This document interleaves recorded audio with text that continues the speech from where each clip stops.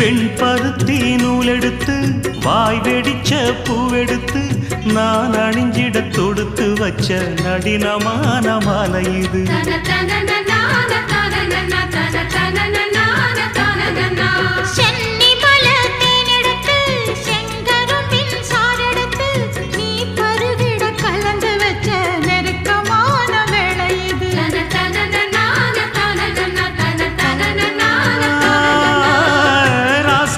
உடம்பிருக்கும் ரவிக்க துணி நானாக அன்னாடம் சூடி கொண்ட ஆசை வச்சாகாதா.